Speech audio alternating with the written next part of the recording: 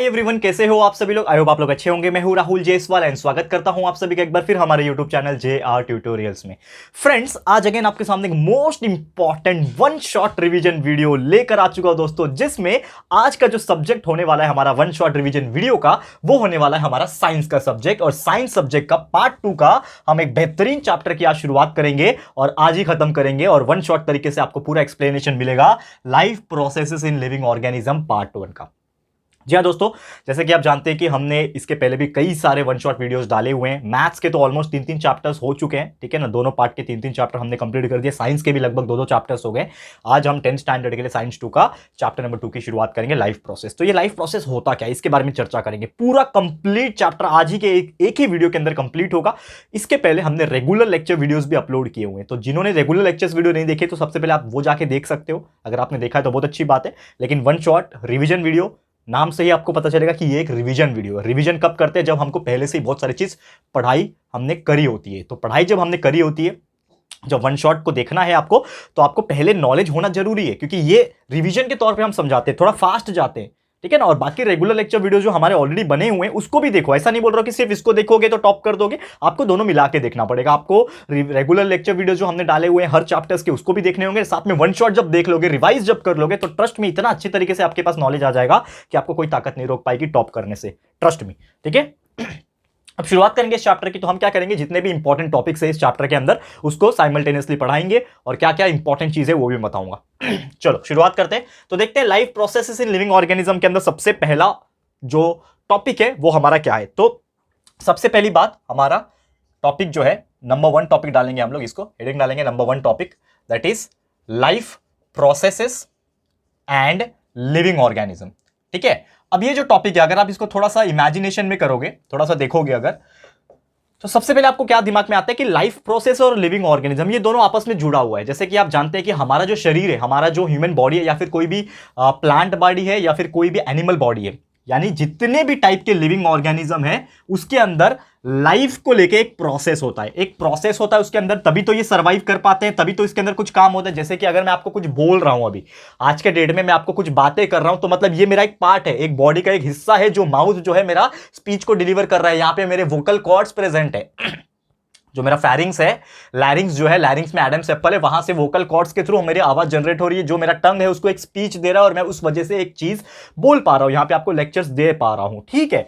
उसी प्रकार हमारी बॉडी के अंदर कई सारे एक्टिविटीज होती हैं जो हमारी बॉडी परफॉर्म करती है, चाहे वो प्लांट की बॉडी हो वो भी करती है, चाहे वो एनिमल बॉडी हो वो भी करती है। तो अब अकॉर्डिंगली अगर बात करें तो there are so many functions which are occurring day to day, daily occur करता है, हर मिनट अकर करता है। जैसे कि एग्जांपल के तौर पे हमारे बॉडी में रेस्पिरेशन होता है, ठीक है। हमारे बॉडी में क्या होता है, रेस्पिरेशन, सांस मैंने अंदर लिया, सांस बाहर को छोड़ दिया, मतलब ऑक्सीजन ले रहा हूं, कार्बन डाइऑक्साइड को छोड़ रहा हूं, तो ये मेरा रेस्पिरेशन हो गया। उसके अलावा हम खाना खाते हैं तो वो क्या होता है, डाइजेशन होता है। डाइजेशन होने के बाद उस चीज का असिमिलेशन होता है, यानी कि जो हमने खाया वो पचने के बाद उस चीज का हमें न्यूट्रिएंट्स मिल रहा है ना हमारे बॉडी में, तो उसको एसिमिलेशन बोलते हैं। एक्सक्रीशन होता है, वो खाया उसको बाहर भी निकालना पड़ता है, ठीक है ना। हम लोग रोज सुबह सुबह वॉशरूम जाते हैं ना, तो हम लोग क्या करते हैं, वेस्ट प्रोडक्ट को बाहर निकाल देते हैं, तो एक्सक्रीशन हो गया। और ऐसे कई सारी चीजें हैं। एक होता है सर्कुलेशन, जो हमारे बॉडी में ब्लड फ्लो होता है, सर्कुलेशन हो गया। और ये जितने भी चीजें होती है, अभी तो और भी बहुत सारी चीजें मैंने नहीं लिखी है, लेकिन समझ लो आप कि इतने सारे और भी जो चीजें होती है, ये सब के लिए सबसे ज्यादा इंपॉर्टेंट जो चीज होता है वो होता है दोस्तों कोऑर्डिनेशन।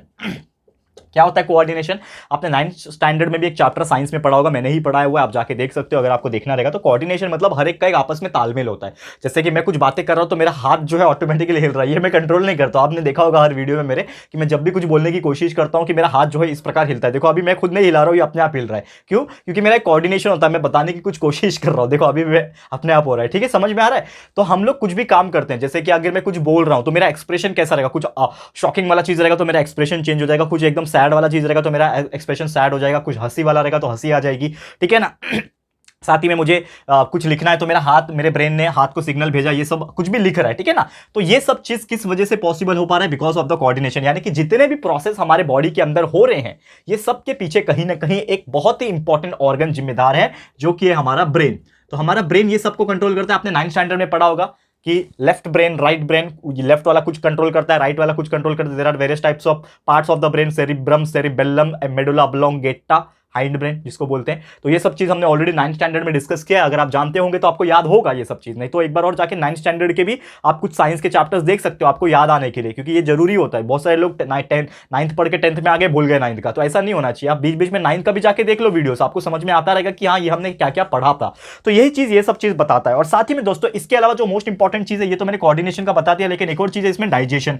तो डाइजेशन जो हो रहा है, जो हम लोग खा रहे हैं उस वजह से डाइजेशन हो रहा है। और डाइजेशन में भी बहुत सारे इंपॉर्टेंट चीज होते हैं, क्योंकि अगर हम कुछ खा रहे हैं, यानी कि फूड अगर हम लोग खा रहे हैं, खाना खा रहे हैं, तो फूड हम लोग खाना जो खा रहे हैं ये एक जस्ट एक प्रोडक्ट है, लेकिन हमें बदले में क्या मिलता है, न्यूट्रिएंट्स। ये ज्यादा इंपॉर्टेंट है हमारे लिए।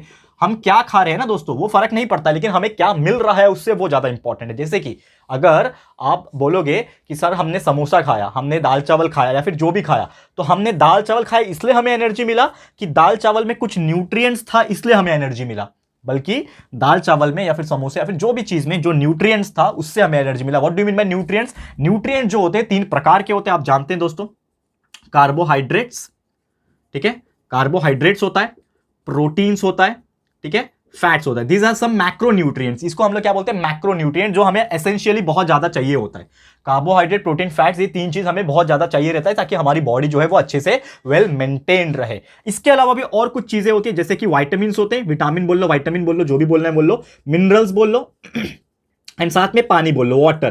तो ये चीज हमारे लिए क्या है, माइक्रो न्यूट्रिएंट्स है। मतलब ये हमें चाहिए लेकिन बहुत ज्यादा नहीं चाहिए। पानी तो चलो चाहिए, पानी को मैं अलग रखता हूं, पानी तो हमें अच्छा खासा पीना चाहिए, लगभग 3 से 4 लीटर पीना चाहिए, तो वो हो गया। तो ये सभी चीज क्या बता रहा है हमें, ये हमारा एक लाइफ का प्रोसेस बता रहा है, किस प्रकार से हमारी जो लाइफ है उसके अंदर चीजें होती है। तो हम क्या करते हैं, ह्यूमंस जो होते हैं वो अलग अलग चीज खाते हैं। कोई फ्रूट्स खाता है तो फ्रूट से हमें विटामिन मिनरल मिल जाता है, कोई वेजिटेबल खाता है उससे हम लोग को कुछ अमाउंट ऑफ प्रोटीन, कुछ amount of carbohydrate, vitamin minerals मिल जाते हैं। सिर्फ और सिर्फ लोग क्या करते हैं, चिकन वगैरह खाते हैं तो उससे हमें प्रोटीन मिल जाता है, फिश खाते हैं प्रोटीन मिल जाता है, कोई फैटी वाला चीज होता है, ऑयली चीज होता है उससे फैट्स मिल जाते हैं, ठीक है ना। गुड फैट्स होते हैं नट्स वगैरह में, काजू बादाम ये सब चीज में गुड फैट्स होते हैं। कार्बोहाइड्रेट चावल रोटी खाने से मिल जाता है। तो इस प्रकार से सब बैलेंस डाइट हम लोग खाते हैं, तब जाके हमारा गुजारा जो है वो हो पाता है, ठीक है। और कहीं ना कहीं हर एक का एक अपना अपना रोल होता है। और ये जितने भी मैंने बात किया carbohydrate, protein, fats, it is nothing but, carbohydrate, protein, fats क्या होता है, it is nothing but the chemical compound. ये क्या होते हैं, ये लोग होते हैं केमिकल कंपाउंड होते हैं। तो केमिकल कंपाउंड यानी कि किससे बने होंगे, कार्बन से, हाइड्रोजन से, ऑक्सीजन से। ये 3 चीज बहुत जरूरी चीज है इसके अंदर, ये चीज ध्यान में रखना, ठीक है। तो ये था हमारा पहला टॉपिक जिसका नाम था लाइफ प्रोसेसेस एंड उसका लिविंग ऑर्गेनिज्म। लिविंग ऑर्गेनिज्म और लाइफ प्रोसेस कैसे आपस में जुड़े हुए हैं, कितने सारे फंक्शन है, कितने सारे चीजें हैं जो हमारे शरीर में होता है, और ये एक दूसरे के ऊपर हमेशा डिपेंडेंट रहते हैं। यही सब चीज था, मैंने बहुत अच्छे से रिवाइज करवा दिया, उम्मीद करता हूं कि आपको याद आ गया होगा। अब इसके बाद एक बहुत ही इंपॉर्टेंट टॉपिक है जो कि आपको एग्जाम में भी पूछे जाने के चांसेस ज्यादा होते हैं, जो कि है दोस्तों लिविंग ऑर्गेनिज्म का क्या रोल है एनर्जी प्रोडक्शन में, वो हमने डिस्कस करना है। तो इसको मैं रफ कर रहा हूं दोस्तों, और उम्मीद करता हूं कि अगर आपको एक चीज समझ में आ गया है। तो और एक चीज मैं आपको बोल रहा हूं, समझ में तो आ गया होगा मेरे हिसाब से, लेकिन आपको मैं एक चीज और बता रहा हूं कि अगर आपको जो भी चीज इंपॉर्टेंट लगे, जो मैं लिखा देता हूं कभी कभी, अगर वो इंपॉर्टेंट लग रहा है तो आप इसको स्क्रीनशॉट लेते जाओ, क्योंकि मैं क्या करूंगा, जब भी मेरा एक टॉपिक होगा मैं उसको रफ कर दूंगा, ठीक है। हमारे पास वो स्लाइड चेंज करने का ऑप्शन नहीं है ना फिलहाल में, ठीक है। तो यहां पे मैं रफ करूंगा इसको, और आप लोग क्या करोगे, फटाफट से स्क्रीनशॉट ले लोगे। अगर आपको लगता है कि ये मुझे बाद में लिखना पड़ सकता है, नोट डाउन कर सकता है नोटबुक में, तो आप लिख सकते हो, ठीक है। तो ये हो गया मेरा पहला टॉपिक यहां पे कंप्लीट, ठीक है। अभी मैं सेकंड टॉपिक पे जाऊंगा, देखते हैं किस प्रकार का जो टॉपिक है हमारा सेकंड टॉपिक। और जैसे मैंने बोला कि हमारा जो लिविंग ऑर्गेनिज्म है, इसमें एक सबसे इंपॉर्टेंट चीज होता है दोस्तों, एनर्जी। जैसे कि आपको पता है कि हम कोई भी काम करें, जैसे मैं अभी आपको एक वीडियो बना के दे रहा हूं, अभी आपको मैं क्या कर रहा हूं दोस्तों, एक video lecture video 1 shot video upload करके दे रहा हूं, तो इसमें कहीं ना कहीं मेरी एनर्जी लग रही है, ठीक है। पहले हेडिंग डाल देता हूं अच्छे से, कौन सा टॉपिक है ये, हमारा दूसरा टॉपिक है आज के दिन का। तो living organism and energy production. Living organism के साथ क्या हो रहा है दोस्तों, एनर्जी का प्रोडक्शन हो रहा है। तो ये हम लोग यहां पे बता रहे हैं, living organism and energy production. अब यहां पे एक देखने वाली चीज ये है लिविंग ऑर्गेनिज्म और एनर्जी प्रोडक्शन में, तो जैसे मैंने एक वर्ड यहां पे मेंशन किया एनर्जी, तो ये सबसे इंपॉर्टेंट चीज है हमारे शरीर के लिए। हमारे शरीर में जो भी फंक्शंस हो रहे हैं, जैसे मैंने बोला कि हमारे बॉडी में क्या क्या हो रहा है, डाइजेशन हो रहा है, सर्कुलेशन खून दौड़ रहा है, हार्ट बीट हो रहा है, हार्ट धड़क रहा है, किडनी अपना फिल्ट्रेशन कर रहा है, एक्सक्रीशन कर रहा है, ठीक है, ब्रेन मेरा कोऑर्डिनेशन कर रहा है। तो ये हर चीज के लिए दोस्तों हमें चाहिए एनर्जी। और अगर हमारे शरीर में एनर्जी नहीं होगा तो हमारा ये जो ऑर्गन्स जो काम कर रहे हैं अंदर से, वो करना बंद करेंगे। जो मैं बोल पा रहा हूं मेरे अंदर ताकत नहीं बचेगी। कभी कभी ऐसा होता है कि बहुत ज्यादा लेक्चर में कंटिन्यूअसली बना लेता हूं, बहुत ज्यादा कंटिन्यूअसली बोल देता हूं ना, जैसे आज मैं बोल रहा हूं कंटिन्यूअसली, तो ऐसा बोलने के बाद एनर्जी एकदम थक जाती है, एनर्जी लेवल कम हो जाती है, तो मेरे मुंह से आवाज भी नहीं निकलता है। लेकिन इससे पता क्या चला कि energy is the source of what we can say work. अगर काम करना है तो एनर्जी चाहिए, अब ये एनर्जी आता कहां से, ये भी एक सबसे इंपॉर्टेंट चीज है। तो आपको मैं ये चीज बताने वाला हूं कि एनर्जी प्रोडक्शन जो होता है, एनर्जी प्रोडक्शन जो हमने पढ़ना है, इसमें सबसे ज्यादा इंपॉर्टेंट रोल जो लोग समझते हैं कि होता है खाना खाना। हम तो बचपन में यही सोचते थे, सुनते थे, मम्मी हमें हमेशा बोलती थी बेटा खाना नहीं खाएगा तो ताकत कैसे मिलेगा। बराबर है, सही बात है, खाना नहीं खाएगा तो ताकत कैसे मिलेगा। लेकिन फूड के अलावा दोस्तों एक सबसे इंपॉर्टेंट चीज है जो हम लोग इग्नोर कर देते हैं, क्योंकि ये हमेशा हमारे साथ होता रहता है, जो कि होता है दोस्तों रेस्पिरेशन। मतलब सिर्फ खाना खाने से हमें ताकत नहीं मिलता है, उसमें एक सबसे बड़ा रोल रेस्पिरेशन करता है। रेस्पिरेशन आप बोलोगे सर हम तो सांस अंदर ले रहे सांस छोड़ रहे, इससे हमें ताकत मिल रहा है। यस बिल्कुल ताकत मिल रहा है। जो ऑक्सीजन आप अंदर ले रहे हो, जो ऑक्सीजन आप अंदर ले रहे हो उससे आपको ताकत मिल रहा है। कैसे मिल रहा है ये आपको मैं एक्सप्लेन करूंगा। पहले एक शॉर्टकट तरीके से बताऊंगा, जो हमारा स्टोरी है उसके हिसाब से बताऊंगा, फिर proper step by step process जो होता है ग्लाइकोलिसिस का उसको भी एक्सप्लेन करूंगा। ध्यान से देख लेना, दोनों बताऊंगा। तो पहले सबसे पहले क्या होता है, देखो एक स्टोरी सुन लो पहले, स्टोरी बेस के हिसाब से मैं नॉर्मल तरीके से अपने लैंग्वेज में कैसे बात करते हैं हम लोग उस प्रकार समझाऊंगा। तो सबसे पहले हम जो भी खाते हैं दोस्तों, हम जो भी खा रहे हैं, समझ लो मैं खा रहा हूं दाल चावल, ठीक है, मैं दाल चावल सब्जी के साथ रोटी के साथ मैंने खा लिया। अब वो खाने के बाद कहां जा रहा है, मेरे स्टमक में जा रहा है। मतलब स्टमक में क्या होना है, उसका डाइजेशन होना है। तो डाइजेशन मतलब कैसे होता है, जितने भी स्टमक के अंदर ये होते हैं जूसेस होते हैं, जूसेस कौन से, HCl होता है, गैस्ट्रो इंटेस्टाइनल जूसेस होते हैं, और साथ ही में कुछ ग्लैंड्स होते हैं, वो अपने एंजाइम्स को सिक्रीट करते हैं। ये सब की वजह से वो क्या होता है, अंदर डाइजेस्ट हो जाता है चर्निंग मूवमेंट की वजह से। ये आपने पढ़ा होगा पहले।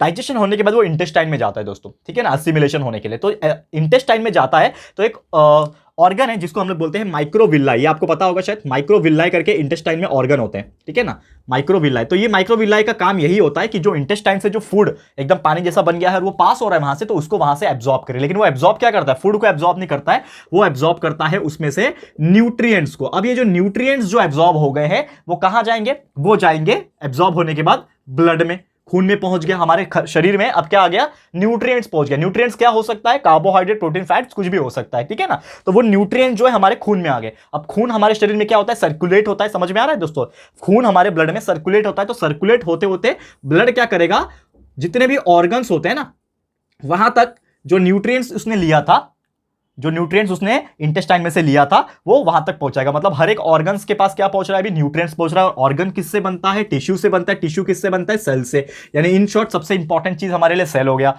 वी नो दैट ना, हमारा ईच एंड एवरी हिस्सा बॉडी का किससे बना है, सेल से बना है। Cell is the smallest individual structure in any particular living organism, ठीक है। तो सेल से बना है। अब सेल के अंदर एक पार्ट होता है जिसको हम लोग बोलते हैं mitochondria. It is the cell organelle, very important, जो हमने पढ़ा हुआ है ऑलरेडी, 8th स्टैंडर्ड में पढ़ा होगा आपने। Mitochondria is known as the power house of the cell. क्यों बोलते हैं अभी बताऊंगा थोड़ी देर में, ये पढ़ा है आपने ये सब चीज, लेकिन फिर से मैं रिवाइज करवा रहा हूं। हमारे रेगुलर लेक्चर्स वीडियो भी देखा करो, इसलिए मैं बोलता हूं जाके, ये वन शॉट देख के खत्म मत करो। वन शॉट देख लोगे फिर से जाओ रिवाइज करो, हमारा रेगुलर लेक्चर वीडियोस देख के वापस से रिवाइज करो। 1-2 बार देख लोगे बहुत क्लियर हो जाएगा डाउट। कभी मतलब आपको ना याद करने की जरूरत नहीं पड़ेगी, आप खुद से आंसर बना के लिख सकते हो। इस प्रकार का कंसेप्चुअल नॉलेज आपका क्लियर हो जाएगा। तो सेल में मैंने क्या बोला, माइटोकॉन्ड्रिया होता है। अब माइटोकॉन्ड्रिया में क्या पहुंच गया, अब आ गया माइटोकॉन्ड्रिया के अंदर न्यूट्रिएंट्स। न्यूट्रिएंट्स कहां से कहां गया, न्यूट्रिएंट्स स्टमक में था, इंटेस्टाइन में गया, ब्लड के थ्रू ऑर्गन्स में पहुंचा, सेल्स में पहुंचा, अब माइटोकॉन्ड्रिया में न्यूट्रिएंट्स पहुंच गया। अब एक और इंपॉर्टेंट चीज जो हो रहा है हमारा रेस्पिरेशन। फूड तो पहुंच गया, खाना जो था न्यूट्रिएंट्स के फॉर्म में माइटोकॉन्ड्रिया में पहुंच गया, लेकिन दूसरा चीज क्या था यहाँ पे, रेस्पिरेशन। तो वही टाइम पे हम लोग क्या करते हैं, ऑक्सीजन लेते हैं। हर समय हर 1 सेकंड पे हम लोग ऑक्सीजन लेते हैं, हर 2 सेकंड पे एक बार लेते हैं। तो ऑक्सीजन जो आप ले रहे हो वो कहां जा रहा है, लंग्स में जा रहा है, आपके फेफड़े में जा रहा है, लंग्स, ठीक है। तो लंग्स में जाने के बाद दोस्तों वो कहां जाता है, लंग्स में होता है छोटे छोटे एल्वियोलाई। एल्वियोलाई मतलब छोटे छोटे बैग जैसे स्ट्रक्चर होते हैं, ये आपने 9th में भी पढ़ा होगा। एल्वियोलाई में से वो हमारे ब्लड में चले जाता है। मतलब अब ब्लड के अंदर ऑक्सीजन आ गया तो उसको हम लोग बोलते हैं ऑक्सीजनेटेड ब्लड। अब वो ऑक्सीजनेटेड ब्लड भी सर्कुलेट होगा, सर्कुलेट होने के बाद कहां जाएगा, ऑब्वियसली अलग अलग ऑर्गन्स में जाएगा। और वो ऑर्गन्स में जाने के बाद यानी कि ब्लड जो था बीच में, यहां पे ऑक्सीजन जो था ब्लड के थ्रू, ये ऑक्सीजन अब कहां पहुंच रहा है, अब वापस से वो माइटोकॉन्ड्रिया के अंदर पहुंच रहा है। कहां से गया वो, ब्लड जा पहले और ऑर्गन के पास गया, ऑर्गन से सेल में गया, फिर माइटोकॉन्ड्रिया के पास आ गया। अब मतलब माइटोकॉन्ड्रिया के अंदर अब इस वक्त 2 चीज है। क्या चीज है, एक तो न्यूट्रिएंट्स है, दूसरा ऑक्सीजन है। अब ये जो न्यूट्रिएंट्स है, जैसे मैंने स्टार्टिंग में ही बताया कि जो भी न्यूट्रिएंट्स होते हैं वो जनरली कार्बन, हाइड्रोजन, ऑक्सीजन से बनता है, और अगर प्रोटीन रहेगा तो उसके अंदर नाइट्रोजन भी आ जाएगा। तो ये कुछ एलिमेंट्स उसके अंदर प्रेजेंट रहेंगे। अब इसके साथ ऑक्सीजन जो है हमारा रिएक्ट करेगा इन शॉर्ट, और वो क्या बनाएगा दोस्तों, वो बनाएगा एनर्जी। यानी कि एक केमिकल रिएक्शन जैसा होता है। वो रिएक्शन कैसे होता है, इसके बाद का जो ग्लाइकोलिसिस वाला टॉपिक है ना, उसमें मैं प्रॉपर तरीके से एक्सप्लेन करूंगा, लेकिन ये तो मैं एक नॉर्मल तरीके से समझा रहा हूं कि आपको कंसेप्चुअल नॉलेज क्लियर हो जाए। पहले ये अच्छे से समझ लो। तो जैसे कि मैं बता रहा हूं यहां पे कि carbon, hydrogen, oxygen, nitrogen plus with the oxygen, समझ लो ग्लूकोज है आपका C6H12O6, इसके साथ आप ऑक्सीजन को रिएक्ट कर दोगे तो क्या बन जाएगा, आपका एनर्जी बन जाएगा। और एनर्जी जो बनता है, हमेशा याद रखना, वो बनता है एटीपी के फॉर्म में, जिसको हम लोग बोलते हैं एडिनोसाइन ट्राइफॉस्फेट। क्या बोलते हैं दोस्तों इसको? एडिनोसाइन ट्राइफॉस्फेट बोलते हैं। And it is the currency of energy, you can say unit of energy. मतलब कोई पूछेगा कि एनर्जी किसके फॉर्म में हमारे शरीर में बनता है या फिर कहां पे भी बनता है, तो आप बोलोगे एटीपी के फॉर्म पे बनता है, एडिनोसाइन ट्राइफॉस्फेट के फॉर्म में बनता है। और साथ ही में एक और इंपॉर्टेंट चीज कि सिर्फ एनर्जी बनता है क्या? एनर्जी बन गया आपका, माइटोकॉन्ड्रिया के अंदर एनर्जी बन गया, तो सिर्फ एनर्जी बनता है कि नहीं? एनर्जी के अलावा एक और चीज बनता है जिसको हम लोग बोलते हैं कार्बन डाइऑक्साइड। आपने कभी सवाल पूछा है अपने टीचर से जो आपको ये चैप्टर्स पढ़ा रहे होंगे कि हम लेते तो ऑक्सीजन है लेकिन छोड़ते कार्बन डाइऑक्साइड है, ये आता कहां से? हम ऑक्सीजन लेते हैं दोस्तों लेकिन कार्बन डाइऑक्साइड छोड़ते हैं, ये कार्बन डाइऑक्साइड आता कहां से? यहां से आता है। जब आपका ये माइटोकॉन्ड्रिया के अंदर जब ये ग्लूकोज यानी कि जो आपका खाया हुआ न्यूट्रिएंट्स जो है, कार्बन हाइड्रोजन जो भी है, उसके साथ जब ऑक्सीजन रिएक्ट करेगा तो C और O2 मिलकर CO2 बना लेंगे और some amount of carbon dioxide release हो जाएगा। वो फिर से माइटोकॉन्ड्रिया से सेल में जाएगा, सेल से ऑर्गन्स में जाएगा, ऑर्गन से फिर से ब्लड में आएगा, ब्लड उसको लंग्स के पास पहुंचाएगा और लंग्स बाहर निकाल देगा आपके नाक के थ्रू या फिर अपने मुंह के थ्रू बाहर निकाल देगा, क्योंकि कार्बन डाइऑक्साइड का हमारे शरीर में कोई काम नहीं है तो बाहर निकाल देगा। और इसके अलावा एक और चीज बनता है जो कि है वाटर, H2O। लेकिन ये वाटर पानी जैसा नहीं बनता है, वो वेपर्स के फॉर्म में मिलता है, मतलब भाप बोलते हैं ना, भाप, थोड़ा बहुत उसके फॉर्म में बनता है। समझ में आ गया कि किस प्रकार एनर्जी प्रोड्यूस होता है? तो हमें सबसे ज्यादा इंपॉर्टेंट हमारे लिए एनर्जी है और कार्बन डाइऑक्साइड बाहर निकल जाता है, कोई काम नहीं है। तो इस प्रकार से हमारे शरीर में एनर्जी प्रोडक्शन होता है। क्लियर है? तो उम्मीद करता हूं ये चीज आपको समझ में बहुत ही अच्छी तरीके से आ गया होगा। ठीक है, अब यही टॉपिक को कंटिन्यू करेंगे और एक प्रॉपर ग्लाइकोलिसिस के माध्यम से उसके तीन प्रोसेस है। ग्लाइकोलिसिस का नॉर्मली हम बात करें, it is the first step, फिर tricarboxylic acid cycle, electron transfer chain reaction है, वो सब चीज मैं आपको एक्सप्लेन करूंगा, तो ध्यान से सुन लेना। इसको आप अगर स्क्रीनशॉट लेना चाहोगे तो ले सकते हो फटाफट से। ठीक है, हम जा रहे हैं हमारे नेक्स्ट टॉपिक की तरफ। टॉपिक मतलब वही है, लिविंग ऑर्गेनिज्म का एनर्जी प्रोडक्शन ही है, लेकिन और प्रॉपर और स्टेप बाय स्टेप प्रोसेस के थ्रू जा रहा हूं। ओवरऑल तो समझ में आ गया कैसे एनर्जी प्रोड्यूस हुआ, ओवरऑल दिमाग में छप गया आपके। अब उसके अंदर कुछ टेक्निकल टर्म्स है, बायोलॉजिकल टर्म्स है, उसको भी याद रख लो क्योंकि एग्जाम में वैसा आपको लिखना पड़ेगा। अब मैं इसको मिटा रहा हूं दोस्तों, उम्मीद कर रहा हूं कि आपको ये अच्छे से समझ में आ गया होगा। ठीक है, चलिए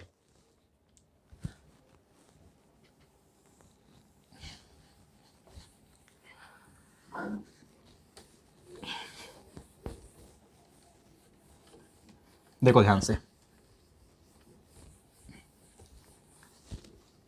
ये हो गया। तो हमारा टॉपिक ऑलमोस्ट वही चल रहा है, एनर्जी प्रोडक्शन वाले टॉपिक चल रहा है फिलहाल में, ऐसा मैं लिख के रखता हूं। ठीक है, एनर्जी प्रोडक्शन वाले टॉपिक चल रहा है। यहां पे आपको एक चीज ध्यान देने की जरूरत यह है कि समझ लो, जैसे मैंने अभी अभी बोला कि हमारे बॉडी के अंदर हमारे न्यूट्रिएंट्स आते हैं, कार्बोहाइड्रेट, प्रोटीन और फैट्स के फॉर्म में आते हैं। तो समझ लो कि कार्बोहाइड्रेट्स हमने खाया, ठीक है ना, और हमें कार्बोहाइड्रेट्स खाने के बाद क्या मिला? एनर्जी मिला, वो भी एटीपी के फॉर्म में मिला। तो समझ लो यहां पे क्या हो रहा है कि जब वो एनर्जी एटीपी के फॉर्म में हमें मिल रहा है तो बेसिकली क्या होता है कि जो कार्बोहाइड्रेट अगर जो था, तो कार्बोहाइड्रेट ना सेल के अंदर जो था, मानी माइटोकॉन्ड्रिया के अंदर जो मैंने बताया, माइटोकॉन्ड्रिया के अंदर क्या हो रहा है? वो ऑक्सीडाइज हो रहा है। तो यानी कि कहीं ना कहीं जो सेल के अंदर था उसके अंदर क्या हो रहा है? एक प्रोसेस हो रहा है जिसको हम लोग बोलेंगे ऑक्सीडेशन, क्योंकि ऑक्सीजन के साथ अगर कोई रिएक्ट करता है तो उसको हम लोग क्या बोलते हैं? ऑक्सीडेशन बोलते हैं। यानी कि सेल के अंदर क्या हो रहा है? एक तरीके से ऑक्सीडेशन हो रहा है और उसी चीज के अंदर ऐसा प्रोसेस हो रहा है, इसीलिए हम लोग उसको क्या बोलेंगे? Cellular respiration. मतलब वो क्या कर रहा है? एक तरीके से सेल्यूलर रेस्पिरेशन कर रहा है। ऑक्सीजन अंदर आ रहा है, कार्बन डाइऑक्साइड बाहर जा रहा है, सेल के अंदर बन रहा है ऑक्सीजन, अंदर आके ऑक्सीजन अंदर आया, ठीक है, एनर्जी बना, कार्बन डाइऑक्साइड बाहर गया। तो मतलब सेल क्या कर रहा है? एक तरीके से रेस्पिरेशन कर रहा है, तो उसको हम लोग क्या बोलेंगे? सेल्यूलर रेस्पिरेशन हम लोग बोलेंगे। और सेल्यूलर रेस्पिरेशन जो है वो जनरली दो मेथड से होता है। सेल्यूलर रेस्पिरेशन जो है वो दो मेथड से होता है। पहला जो मेथड होता है उसको हम लोग बोलते हैं एरोबिक रेस्पिरेशन। एरोबिक रेस्पिरेशन पहला जो मेथड है उसको हम लोग क्या बोलेंगे दोस्तों? Aerobic respiration. और दूसरा जो है उसको हम लोग बोलते हैं एनएरोबिक रेस्पिरेशन। पहले वाले को एरोबिक बोलेंगे, दूसरे वाले को बोलेंगे एनएरोबिक। अब इसमें फर्क क्या है? तो सबसे पहले नाम से ही आपको पता चलना चाहिए दोस्तों, एरोबिक रेस्पिरेशन जो है इसमें ऑक्सीजन जो होता है वो इन्वॉल्व होता है, मतलब इसके अंदर ऑक्सीजन प्रेजेंट होता है, क्योंकि एरोबिक हो रहा है, एयर है मतलब ऑक्सीजन है।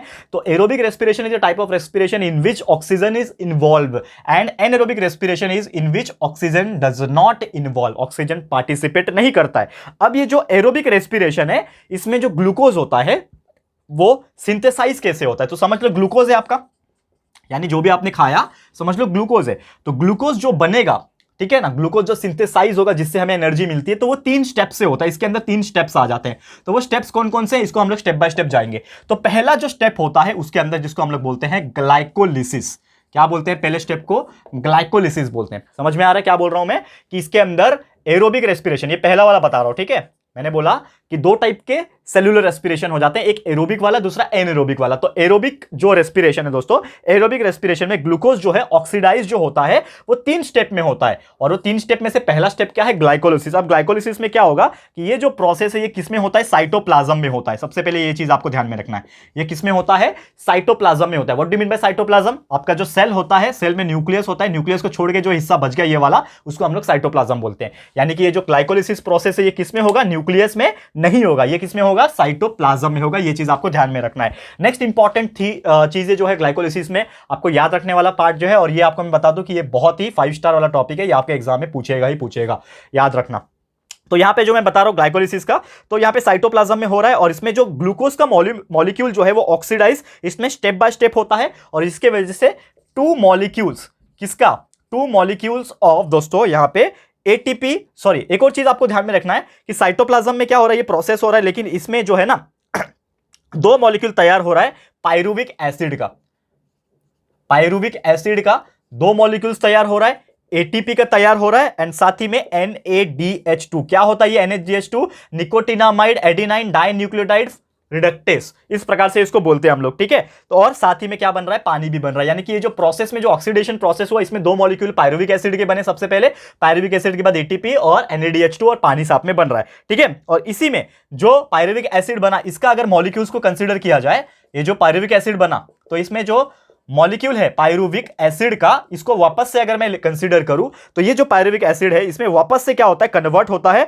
और ये बन जाता है किसमें, एसिटाइल कोएंजाइम बन जाता है। लास्ट में एक फ्लोचार्ट के थ्रू आपको और अच्छे तरीके से एक्सप्लेन करूंगा, लेकिन इसको समझ लो, याद रख लो। साइटोप्लाज्म में हो रहा है, 2 मॉलिक्यूल पायरुविक एसिड बना, एटीपी बना, NADH2 बना, वाटर बना, और उसमें से सिर्फ और सिर्फ मैंने क्या लिया, पायरुविक एसिड को लिया, मॉलिक्यूल्स ऑफ पायरुविक एसिड को लिया, फिर से उसका प्रोसेस जब किया तो इसमें क्या बन रहा है, एसिटाइल कोएंजाइम तैयार हो रहा है। अब ये जो एसिटाइल कोएंजाइम जो तैयार हो रहा है दोस्तों, यहां पे इसमें 2 मॉलिक्यूल्स जो है वो NADH2 के तैयार हो रहे हैं, ठीक है। एंड साथ ही में दोस्तों यहां पे 2 मॉलिक्यूल्स NADH2 के तैयार हो रहे हैं, और 2 मॉलिक्यूल्स कार्बन डाइऑक्साइड के तैयार होके रिलीज हो जाएंगे, जो कि हमें कुछ काम नहीं होता। जैसे मैंने आपको बताया ना पूरा स्टार्टिंग में एक्सप्लेनेशन में कि कार्बन डाइऑक्साइड हमें काम नहीं है, तो इसमें वो 2 कार्बन डाइऑक्साइड जो है वो निकल जाता है, प्रोसेस से बाहर निकल जाता है। तो ये हमारा पहला स्टेप था ग्लाइकोलिसिस का। समझ में आया पहला स्टेप किस प्रकार था, ये आपको समझ में आ गया होगा, ठीक है। अब यहां पे हम बात करेंगे दूसरा स्टेप। तो दूसरा स्टेप क्या होता है, तो जैसे ग्लाइकोलिसिस खत्म हो जाएगा, उसके बाद वो किस में जाएगा, ट्राई कार्बोक्सिलिक एसिड साइकिल में जाएगा। तो ये TCA साइकिल बोलते हैं इसको, ठीक है ना, TCA एसिड साइकिल। तो ट्राई कार्बोक्सिलिक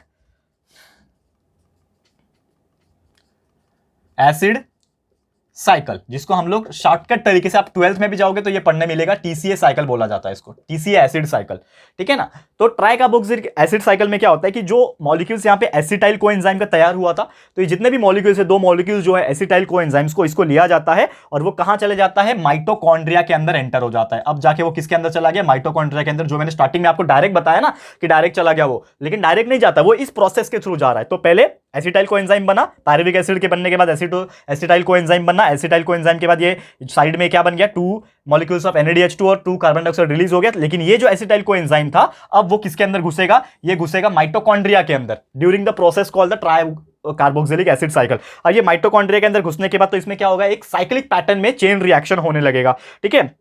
तो यहाँ पे जो है ट्राई कार्बोक्सिलिक एसिड साइकिल का यहाँ पे एक तरीके से चेन रिएक्शन होगा, और ये पूरा का पूरा प्रोसेस माइटोकॉन्ड्रिया के अंदर ही परफॉर्म हो रहा है। और इसके अंदर जो एसिटाइल पार्ट है, ये जो पार्ट दिख रहा है आपको, कहां गया, एसिटाइल कोएंजाइम का जो पार्ट दिख रहा है, एसिटाइल कोएंजाइम में आपको ये चीज नजर आ रहा होगा कि एसिटाइल कोएंजाइम, इसमें 2 चीज है, एक होता है आपका एसिटाइल वाला पार्ट, दूसरा कोएंजाइम वाला पार्ट। तो इसमें जो एसिटाइल वाला जो पार्ट है ना, इसका वापस से क्या होगा, ऑक्सीडेशन होगा, ये फिर से क्या होगा, ऑक्सीडाइज्ड होगा, ये फिर से क्या होगा, ऑक्सीडाइज होगा। एंड ये एसिटाइल का पार्ट फिर से जब ऑक्सीडाइज जब होगा कंप्लीट तरीके से, तो एक साइक्लिक प्रोसेस के थ्रू कुछ फॉर्मेशन होगा और कुछ मॉलिक्यूल्स बनेंगे, जैसे कि कार्बन डाइऑक्साइड के कुछ मॉलिक्यूल्स बनेंगे, साथ ही में पानी के कुछ मॉलिक्यूल्स बनेंगे, NADH2 के कुछ मॉलिक्यूल्स बनेंगे, एंड साथ में FADH2 के मॉलिक्यूल्स बनेंगे। कार्बन डाइऑक्साइड पता है, पानी पता है आपको, NADH2 nicotinamide adenine dinucleotide reductase, और ये flavin amide adenine dinucleotide reductase. तो इस प्रकार से चीजें यहां पे फॉर्मेशन तैयार हो गई। ये बनने के बाद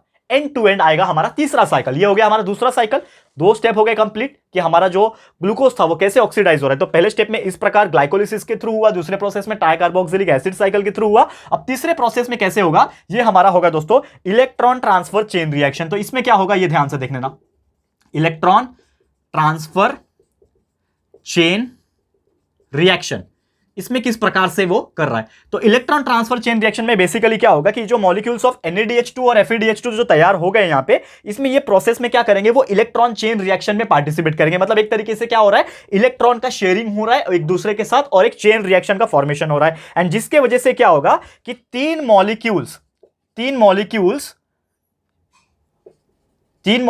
ऑफ ATP जो है वो फॉर्म होगा NADH2 के वजह से, ठीक है ना। हर NADH2 के वजह से यहां पे क्या हो रहा है, ठीक है, NADH2 के वजह से तीन मॉलिक्यूल्स ऑफ ATP फॉर्म हो रहा है और दो मॉलिक्यूल्स फॉर्म होगा ATP का, किसके वजह से, FADH2 के वजह से। तो ये दोनों से मिला के यहां पे लगभग तीन मॉलिक्यूल हर NADH2 से फॉर्मेशन हो रहा है और हर FADH2 मॉलिक्यूल से दो मॉलिक्यूल्स ऑफ ATP फॉर्मेशन हो रहा है। लेकिन इसके अलावा अगर देखा जाए तो ये पूरा क्या बन रहा है, ATP के फॉर्म में, मतलब एनर्जी हमें यहां से मिल रहा है, लेकिन एनर्जी के अलावा जैसे मैंने बोला इसमें क्या फॉर्मेशन हो रहा है, पानी का भी फॉर्मेशन हो रहा है, वाटर का भी फॉर्मेशन हो रहा है। यानी कि यही इलेक्ट्रॉन ट्रांसफर चेन रिएक्शन में वाटर मॉलिक्यूल्स भी बाहर आ जाते हैं और इसी के साथ आपका जो कार्बन डाइऑक्साइड था वो जो हमें काम नहीं था वो भी आप में रिलीज हो जाता है। और यही था ओवरऑल आपका प्रोसेस जिसमें आपका ग्लूकोज ऑक्सीडाइज हो गया एरोबिक रेस्पिरेशन फॉलो करते करते, और इसके वजह से आपको क्या मिल गया, एनर्जी मिल गया, पानी मिल गया और कार्बन डाइऑक्साइड मिल गया। समझ में आ गया, क्लियर है दोस्तों। तो उम्मीद करता हूं कि यह चीज आपको बहुत ही बेहतरीन तरीके से समझ में आ गया होगा। तो ये था हमारा एनर्जी प्रोडक्शन का ओवरऑल एक्सप्लेनेशन और यही एक्सप्लेनेशन में एक फ्लो चार्ट जुड़ा हुआ है और ये फ्लो चार्ट को अगर आप डायग्राम में ड्रॉ कर दोगे एग्जाम में तो आपको फुल मार्क्स मिल जाएंगे। तो वो डायग्राम क्या है वो मैं आपको बताऊंगा, लेकिन इसके पहले अगर आप ये जो वर्ड्स मैंने लिखे हुए हैं इसको आप स्क्रीनशॉट लेना चाहोगे तो फटाफट से ले सकते हो, ठीक है। अभी मैं इसको मिटाऊंगा और एक आपको फ्लो चार्ट बनाने की कोशिश करूंगा, ठीक है, ध्यान से देख लेना। चलो हो गया, लिख के मिटा दूं मैं, ठीक है, रफ कर लेता हूं फटाफट से। चलिए ध्यान से देखो, ठीक है, ये हो गया स्क्रीनशॉट। चलिए अब ये एनर्जी प्रोडक्शन का ही टॉपिक चल रहा है हमारा, लेकिन एक फ्लो चार्ट इसी के माध्यम से मैं आपको बताऊंगा। थोड़ा सा ध्यान लगा के देखोगे आप, अगर देखो अभी ध्यान से, ठीक है। ये हो गया हमारा सेकंड, कौन सा टॉपिक था ये, सेकंड था ना, सेकंड टॉपिक हो गया। लेकिन ये फ्लो चार्ट पहले देख लो किस प्रकार से एग्जाम में अगर आपको फ्लो चार्ट पूछेगा तो आप जो है ये फ्लो चार्ट को बना सकते हो। तो लेट्स सपोज जैसे मैंने आपको बोला कि ग्लाइकोलिसिस प्रोसेस जो था वो हो रहा था, लेकिन आपका कोई भी चीज हो, चाहे वो लिपिड का पार्ट हो, चाहे वो आपके कार्बोहाइड्रेट्स का पार्ट हो, क्योंकि हमने कार्बोहाइड्रेट्स को कंसीडर करके चला कि समझ लो कार्बोहाइड्रेट्स होगा, या फिर फैट्स या फिर लिपिड्स बोलते हैं, फैट्स को लिपिड के नाम से भी जाना जाता है, ये चीज ध्यान में रख लेना, ठीक है। अब यहां पे क्या होगा कि कार्बोहाइड्रेट जब होता है तो कार्बोहाइड्रेट में प्रोसेस जो होता है वो होता है ग्लाइकोलिसिस, जैसे अभी हमने डिस्कस किया, ठीक है ना, ग्लाइकोलिसिस, ठीक है, ग्लाइकोलिसिस होता है। तो ग्लाइकोलिसिस हो गया यहां पे। अब ग्लाइकोलिसिस क्या करेगा, जैसे मैंने अभी आपको बताया कि ग्लाइकोलिसिस जब होता है तो उसमें कन्वर्ट हो जाता है वो पायरुविक एसिड में। ये हमने बताया आपको कि ये किस में कन्वर्ट हो गया, पायरुविक एसिड में कन्वर्ट हो गया। अब पायरुविक एसिड में कन्वर्ट होने के बाद वो क्या बन रहा था, एसिटाइल कोएंजाइम बन रहा था, ये भी हमने डिस्कस किया था। तो हमने बस क्या किया है, इसको एक फ्लो चार्ट के माध्यम से बना दिया, एसिटाइल कोएंजाइम बन गया। अब ये जो एसिटाइल कोएंजाइम जो बना था ये क्या होगा, एक प्रोसेस में जाएगा और वो प्रोसेस को क्रेब्स साइकिल बोलते हैं, जो हमने डिस्कस किया था ना अभी। तो क्रेब्स साइकिल का जिक्र मैंने नहीं किया था, लेकिन एसिटाइल कोएंजाइम डायरेक्टली क्या बना रहा था, आपका एनर्जी बना रहा था। तो यहां से वो डायरेक्ट जो एनर्जी बन रहा है आपका, एनर्जी कैसे बनेगा, एटीपी के फॉर्म में, एटीपी के फॉर्म में एनर्जी बन जाएगा। लेकिन इसके अलावा और क्या मिलता है आपको, कार्बन डाइऑक्साइड मिलता है और साथ में पानी मिलता है। तो ये प्रोसेस मिलता है और ये जो प्रोसेस हो रहा था इसी को हम लोग क्रेब्स साइकिल बोलते हैं। तो ये कार्बोहाइड्रेट के केस में बता दिया। तो लिपिड्स और फैट्स के केस में क्या होगा, सेम वैसे ही होता है। फर्क सिर्फ इतना रहेगा आपका कि ये जो लिपिड था, सॉरी कार्बोहाइड्रेट, हाँ ये प्रोटीन होगा। इधर पे हम लोग क्या डाल रहे हैं, प्रोटीन डाल रहे हैं, ठीक है, ये चीज ध्यान में रखना। यहां पे हम लोग प्रोटीन डाल रहे हैं, ऑलरेडी मैंने लिपिड वहां पे लिखा है ना, ठीक है। तो यहां पे क्या होगा कि ये जो प्रोटीन है, तो प्रोटीन के अंदर ना ग्लाइकोलिसिस नहीं होगा। प्रोटीन डायरेक्टली क्या करेगा दोस्तों, प्रोटीन जो है वो सीधा सीधा अमाइनो एसिड के फॉर्म में कन्वर्ट करेगा और सीधा सीधा एसिटाइल कोएंजाइम बन जाएगा। यानी प्रोटीन का क्या बनता है, मतलब प्रोटीन किससे बनता है दोस्तों, अमाइनो एसिड से बनता है। तो यहां पे अमाइनो एसिड प्रोसेस होगा और ये डायरेक्टली यहां पे कनेक्ट होगा। इसमें ग्लाइकोलिसिस और पायरुविक एसिड नहीं बनेगा, ये सिर्फ किसमें बनता है, कार्बोहाइड्रेट। मतलब अगर आप कार्बोहाइड्रेट्स का कंसीडर करोगे तो उसमें ग्लाइकोलिसिस होता है, पायरुविक एसिड बनता है और उसके बाद जाके ये एसिटाइल कोएंजाइम बनता है। लेकिन अगर प्रोटीन को कंसीडर करेंगे तो अमाइनो एसिड के बाद सीधा डायरेक्ट वो एसिटाइल कोएंजाइम बनता है और उसके बाद का प्रोसेस सेम है, तब जाके एनर्जी बनता है। वही अगर फैट्स और लिपिड्स का कंसीडर करेंगे तो फैट्स या फिर लिपिड जो होता है वो कन्वर्ट होता है आपके फैटी एसिड्स में, पता है ना, फैटी एसिड्स एंड ग्लिसरॉल, तो फैटी एसिड्स में, और यही फैटी एसिड सीधा जाएगा आपके एसिटाइल कोएंजाइम में, फिर यहां से आपका चार्ट क्रिएट होगा और आपका एनर्जी बनेगा। तो ये फ्लो चार्ट है, इसको आप ड्रॉ करना चाहते हो तो स्क्रीनशॉट ले सकते हो और ये आपके एग्जाम में एनर्जी प्रोडक्शन का जब भी कोई क्वेश्चन आया तो आप इसको ड्रॉ कर सकते हो, बहुत अच्छी तरीके से आपको मार्क्स जो है वो मिल जाएगा। क्लियर है, तो उम्मीद करता हूं ये आपको बहुत ही अच्छी तरीके से समझ में आ गया होगा। ठीक है, तो ये हो गया हमारा एनर्जी प्रोडक्शन का पूरा अच्छे से हमने एक्सप्लेन कर दिया किस प्रकार से ये कार्बोहाइड्रेट का सेलुलर रेस्पिरेशन जो है वो होता है, सेलुलर रेस्पिरेशन में क्या क्या प्रोसेस होते हैं, ये हमने प्रॉपर तरीके से बड़ी आसानी से एक्सप्लेन कर दिया आपको। अब हम जा रहे हैं हमारे नेक्स्ट टॉपिक की तरफ, जो कि हमारा तीसरा या चौथा टॉपिक जो भी है,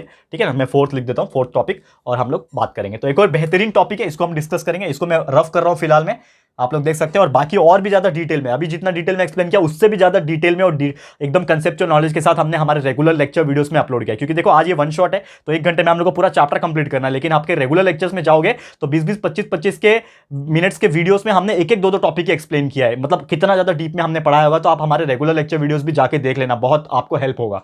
ठीक है, इसके लिए मैं बार बार बोलता हूं कि रेगुलर लेक्चर वीडियो को अंडर एस्टिमेट मत करो, हमने बहुत मेहनत किया उसके लिए और बहुत पहले डाला हुआ है। ये वन शॉट तो आपको बस रिवाइज करवाने के लिए हम फिर से बना रहे हैं। ठीक है दोस्तों, देखो ध्यान से, अब हम जाएंगे हमारे नेक्स्ट टॉपिक की तरफ, जो कि है हमारा एक बेहतरीन टॉपिक जिसका नाम है energy production from different food components. ठीक है, टॉपिक नंबर 4 ले लेता हूं मैं, समझ लो। ठीक है, energy from different food components. तो जैसे अभी मैंने बात किया, आपको क्या बोला कि हमें खाना खाने से एनर्जी सिर्फ नहीं मिलती है, लेकिन उस खाने का क्वालिटी क्या है वो भी मैटर करता है। आप कुछ भी खा लो, आप कागज खा लो, आपको एनर्जी मिलेगी क्या? हम बोलते हैं ना कि सर सिर्फ खाना खाने से एनर्जी नहीं मिलती। अभी भी मैंने एक्सप्लेन किया कि खाने के साथ ऑक्सीजन लेना जरूरी है, लेकिन खाना में क्या खा रहे हैं वो भी तो जरूरी है ना, तभी तो आपको न्यूट्रिएंट्स मिलेंगे। जो आपको कार्बोहाइड्रेट, प्रोटीन, फैट्स चाहिए वो तो आपको फूड से ही मिल रहे हैं, करेक्ट है? तो वो तो बहुत जरूरी है। अगर वो आपको सोचना है यहां पे, तो आपको बिल्कुल ध्यान देने वाली बात है कि आपका फूड क्या है। अब जैसे कि आपको खाने से क्या मिलता है? कार्बोहाइड्रेट्स। ठीक है, कार्बोहाइड्रेट्स मिलता है, प्रोटीन, मतलब मैक्रो न्यूट्रिएंट्स की मैं बात करूं, कार्बोहाइड्रेट, प्रोटीन्स और फैट्स, ये 3 चीज क्या है? मैक्रो न्यूट्रिएंट्स है।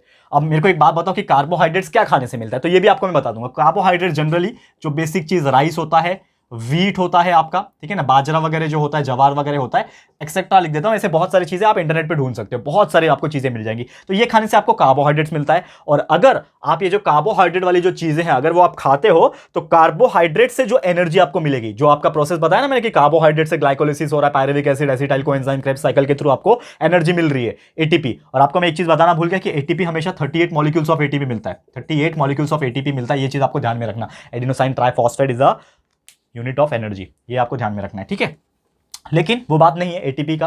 अभी हमारा बात यह है कि कितना किलो कैलोरी यहां पे आपको मिल रहा है, क्योंकि हर चीज एनर्जी को हम लोग कैलोरीज में काउंट करते हैं, करेक्ट है ना। हमको बोला जाता है ना, अरे तू बहुत मोटा हो रहा है, तेरा कैलोरीज थोड़ा कम करना पड़ेगा, समझ में आ रहा है? तो calories is nothing but the form of food, form of energy which we are consuming every day. ठीक है, तो कार्बोहाइड्रेट्स वाली चीज अगर हम खाते हैं, तो कार्बोहाइड्रेट से हमें जो मिलता है दोस्तों, वो मिलता है 4 किलो कैलोरी, 4 किलो कैलोरी पर ग्राम ऑफ कार्बोहाइड्रेट। यानी कि अगर हम 1 ग्राम ऑफ कार्बोहाइड्रेट्स खाते हैं, ये मैंने शॉर्टकट तरीके से कार्ब लिखा हुआ है, कार्ब मतलब कार्बोहाइड्रेट्स, मतलब 1 ग्राम कार्ब्स खाते हैं हम लोग, पर ग्राम कार्ब्स खा रहे हैं, तो उससे हम लोग को 4 किलो कैलोरी एनर्जी मिल रही है। मतलब कितनी बड़ी बात है। ठीक है, तो we get 4 kilo calorie of energy, we get 4 kilo calorie energy per gram of carbohydrates. हर ग्राम ऑफ कार्बोहाइड्रेट खाने से हमें 4 किलो कैलोरी मिलता है। ये हो गया कार्बोहाइड्रेट्स का। वही अगर प्रोटीन्स की बात करें, तो प्रोटीन क्या क्या खाने से मिलता है हम लोग को? दाल हो गया, लेग्यूम्स जिसको बोलते हैं लेग्यूम्स, ठीक है, फिर नॉनवेज में चिकन, फिश हो गए, ये सब मैं लिख देता हूं। ठीक है, चिकन हो गया, फिश हो गया, एक्सेट्रा, बहुत सारी चीजें आप इंटरनेट पे ढूंढ सकते हो। तो इसमें भी सेम यही होता है कि अगर हम यहां पे प्रोटीन्स खाते हैं, तो हमें यहां पे प्रोटीन खाने से भी लगभग 4 किलो कैलोरी एनर्जी मिल जाती है। 4 किलो कैलोरी क्या मिल रही है? एनर्जी मिल रही है। यहां पे मैं लिख देता हूं साइड में, 4 किलो कैलोरी एनर्जी मिल रही है, वो भी पर ग्राम ऑफ प्रोटीन। यानी कि हर ग्राम प्रोटीन खाने से हमें 4 किलो कैलोरी जो है एनर्जी हमें मिलती है। ये हो गया प्रोटीन वाली बात। लेकिन वही अगर फैट्स की बात करें, तो फैट्स में थोड़ा सा डिफरेंस है। फैटी चीजें क्या हो सकती है? फैट्स में ऐसे बहुत सारी चीजें आ जाती है, जैसे एग्जाम्पल के तौर पर अगर बात करेंगे, there are so many things जो हमें मिलते हैं। जैसे ऑयली चीज कुछ खा लो, ऑयली प्रोडक्ट हो गया। कुछ फिश होते हैं जो ऑयली फिश होती है, उससे हम लोग को मिल जाता है। साथ ही में कुछ आपके जो नट्स वगैरह होते हैं, उससे हम लोग को फैट्स मिल जाते हैं। ठीक है, तो ऐसे कई सारी चीजें हैं, नॉनवेज वगैरह से मिल जाते हैं, तो एक्सेट्रा लिख दे रहा हूं। लेकिन इसमें एक जान के आप हैरान होगे कि हमें जो फैट से एनर्जी मिलती है, वो दोस्तों मिलती है 9 किलो कैलोरी पर ग्राम ऑफ फैट।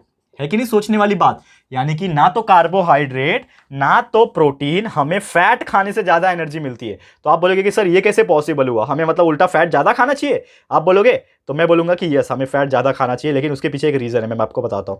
ठीक है, उसके पीछे का रीजन जो है मैं आपको बताता हूं। क्या बताता हूं, देखो अभी ध्यान से, कि आपका जो फैट था उससे हमें को 9 किलो कैलोरी जो है मिल रही है as compare to carbohydrate and protein. लेकिन आपको एक बात समझना पड़ेगा कि हर एक न्यूट्रिएंट्स का एक रोल हमारे बॉडी में अलग होता है।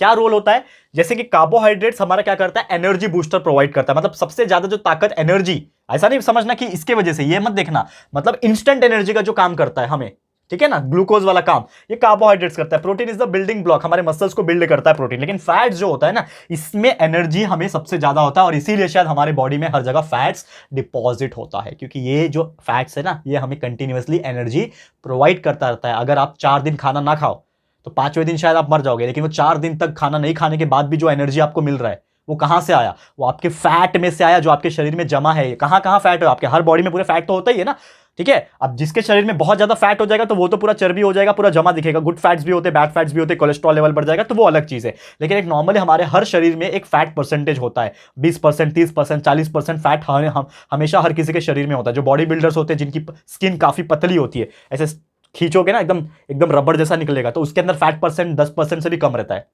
जो एकदम मोटा आदमी रहता है उसके अंदर 40-50% फैट हो जाता है, एकदम मोटा चमड़ी होता है उसका पूरा फैट। जैसे आप हाथ लगा रहे हो यहाँ पे, तो ये मोटा लग रहा है आपको, देख रहा है मेरा हाथ, ये मोटा लग रहा है। क्यों मोटा लग रहा है, क्योंकि इसके अंदर फैट है, ये जो मसल है इसके अंदर भी फैट जमा है। मेरा पेट देखोगे तो यहाँ पे फैट है, ठीक है, समझ में आ रहा है, तो फैट है। लेकिन जिसका अगर आप टच करोगे एकदम पतला स्किन, खाली एकदम स्ट्रेचेबल इलास्टिक जैसा बाहर आएगा, मतलब उसके अंदर फैट कम है। तो जिसके अंदर फैट कम है मतलब उसके अंदर एनर्जी की कमी है, मतलब उसको चक्कर आने के चांसेस ज्यादा है। समझ में आ रहा है, ये चीज ध्यान में रखना। और ये हो गया फैट्स के बारे में। तो ये 3 मेजर मैक्रोन्यूट्रिएंट्स में आ जाते हैं, लेकिन इसके अलावा आपके मिनरल्स एंड विटामिन, ये भी बहुत ज्यादा इंपॉर्टेंट चीज है। तो मिनरल्स आपको पता है ये बहुत सारे ऐसी चीजें हैं जिससे आपको मिनरल्स मिल जाएगा, नारियल पानी वगैरह हो गया, ये सब हो गया। विटामिन आपको फ्रूट्स एंड वेजिटेबल से मिल जाते हैं, फ्रूट्स एंड वेजिटेबल से मिल जाते हैं। और विटामिन में भी 2 टाइप होते हैं, आपको पता है। विटामिन की अगर बात करें, विटामिन ए होता है, बी होता है, सी होता है, डी होता है, ई होता है, ठीक है, के होता है। This are the some vitamin, जिसमें से विटामिन ए, ठीक है, डी, ई और के, ये वाले टाइप के विटामिन को हम लोग बोलते हैं fat soluble vitamin. Fat soluble vitamin मतलब ये विटामिन जो है वो फैट सोल्यूबल होते हैं, और दूसरे विटामिन जो होते हैं नॉर्मली बी एंड सी, ये क्या होते हैं, वाटर सोल्यूबल होते हैं, वाटर सोल्यूबल। तो इसको आपको याद रखना, आपको क्वेश्चन पूछे जा सकते हैं कि कौन सा फैट सोल्यूबल विटामिन है, कौन सा आपका जो वाटर सोल्यूबल विटामिन है। तो आपको ये चीज ध्यान में रखना है कि ये जो होते हैं ए डी और ई के, ए डी ई के जो फैट सोल्यूबल है, बी एन सी जो है वाटर सोल्यूबल है। इसके अलावा बहुत सारे चीजें होती हैं, विटामिन राइबोफ्लाविन होता है जिसको B2 बोलते हैं, इसके अलावा निकोटिनामाइड B5 होता है। इस प्रकार के कई सारे विटामिन हमारे बॉडी में अलग अलग बीमारियों से लड़ने में और हमारे इम्यून सिस्टम को बूस्ट अप करने में हेल्प करते हैं। ये सब चीज समझ में आ गया, ठीक है। अब इसमें से एक और चीज में बताना रहेगा जो कि है प्रोटीन्स का पार्ट। तो जो मैं आपको बता रहा था प्रोटीन्स, तो प्रोटीन्स हमारे लिए क्या है, बिल्डिंग ब्लॉक्स है। तो प्रोटीन्स एक्चुअली बनता है दोस्तों अमाइनो एसिड से। यहां पे मैं लिख नहीं पा रहा हूं, कहां पे लिखूं मैं, यहां पे लिखता हूं, ठीक है, यहां पे लिखता हूं मैं, देखो एरो मार के रखा है मैंने। तो ये जो प्रोटीन्स जो है, जैसे मैंने आपको बोला कि प्रोटीन्स जो बनता है दोस्तों वो अमाइनो एसिड से बिल्डअप होता है। तो ये जो अमाइनो एसिड्स होता है ना, ये अलग अलग ऑर्गन्स में जाता है और अलग अलग ऑर्गन्स अलग अलग टाइप का प्रोटीन बनाता है। जैसे कि एग्जांपल के तौर पे कि अमाइनो एसिड बोन्स में जा रहा है, तो बोन्स क्या करेगा, ओसिन नाम का बोन्स जो होता है ना, ये आपके बुक्स में मिल जाएंगे, मैं लिखा नहीं रहा हूं यहाँ पे, लेकिन आपको बुक्स में मिल जाएंगे। और हमारे रेगुलर लेक्चर वीडियो भी देख लेना, एक बार जाके जरूर देख लेना दोस्तों, ठीक है, बहुत अच्छे से समझ में आएगा। तो बोन्स में ओसिन नाम का प्रोटीन बनता है, फिर स्किन में मेलानिन करके एक प्रोटीन होता है वो बनता है, फिर ब्लड में हेमोग्लोबिन आपको पता ही है वो बनता है, सेल्स में आपके बहुत सारे टाइप के प्रोटीन बनते हैं, पैनक्रियास में आपका इंसुलिन बनता है, ठीक है ना। इस प्रकार से मसल्स में एक्टिन एंड मायोसिन नाम का प्रोटीन होता है। तो ऐसे प्रोटीन्स को बनाने में हेल्प कौन करता है, अमाइनो एसिड। तो ये भी आपको ध्यान रखना है, क्लियर है। तो उम्मीद करता हूं कि ये जो टॉपिक्स है एनर्जी का, कौन से डिफरेंट फूड कंपोनेंट्स में किस प्रकार की एनर्जी मिलती है और क्या क्या चीजें जरूरी होती है हमारे बॉडी में, ये आपको पता होगा। और हमारे बॉडी में लगभग 65 से लेकर 70% जो हिस्सा है वो पानी से बना हुआ है, ये आप चीज जानते होंगे। और हमारा हर सेल लगभग 70% पानी से बना हुआ है। वेट के हिसाब से जो वजन होता है ना एक सेल का, अगर एक सेल निकालो उसका वजन करोगे तो 70% हिस्सा जो है पानी से बना हुआ आपको मिलेगा, ठीक है। और हमारा जो खून है ना, खून बोलते हैं ना तेरा खून पानी है, तो खून एक्चुअल में पानी होता है। तो ब्लड और प्लाज्मा जो होता है उसमें लगभग 80 to 90% जो पार्ट होता है वो पानी से ही बना होता है, क्लियर है। तो उम्मीद करता हूं कि ये चीज आपको बहुत ही अच्छी तरीके से समझ में आ गया होगा। तो ये था हमारा second last topic of this particular chapter जिसका नाम था एनर्जी प्रोडक्शन, और उम्मीद करता हूं ये बहुत ही बेहतरीन तरीके से आपको समझ में आ गया होगा। अब इसको भी मैं रफ करने जा रहा हूं दोस्तों, और आप लोग को मैं करवाने जा रहा हूं हमारे इस चैप्टर का सबसे बेहतरीन और सबसे आखिरी टॉपिक, जिसका नाम है दोस्तों सेल डिवीजन। अब ये सेल डिवीजन क्या है, क्या पढ़ना है हम लोग को इसमें, ये हम लोग डिस्कस करेंगे बहुत बेहतरीन तरीके से, ध्यान से देख लेना। अब इसको मैं मिटाने जा रहा हूं, स्क्रीनशॉट ले लो आप लोग, चलो फटाफट से, ठीक है, फटाफट से स्क्रीनशॉट ले लो। ले लिया दोस्तों, चलिए अभी मैं इसको रफ कर देता हूं।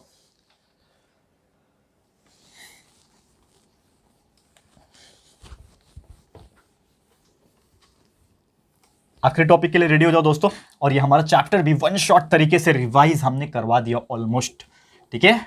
समझ में आ रहा है दोस्तों? प्लीज अपना हॉनेस्ट रिव्यू देते रहना दोस्तों कि आपको मजा आ रहा है कि नहीं। हमारा जो पढ़ाने का तरीका है वो तो रेगुलर वीडियो में आपने देखा ही होगा, लेकिन वन शॉट और भी और बेहतरीन तरीके से समझा रहे हैं हम लोग, ठीक है। तो ये आपने देखा होगा, तो पसंद आ रहा होगा तो लाइक करते जाना वीडियो को और कमेंट करते जाना, ठीक है। आखिरी टॉपिक ले रहा हूं, समझ लो 5वां टॉपिक है, इसका नाम है दोस्तों सेल डिवीजन, ठीक है।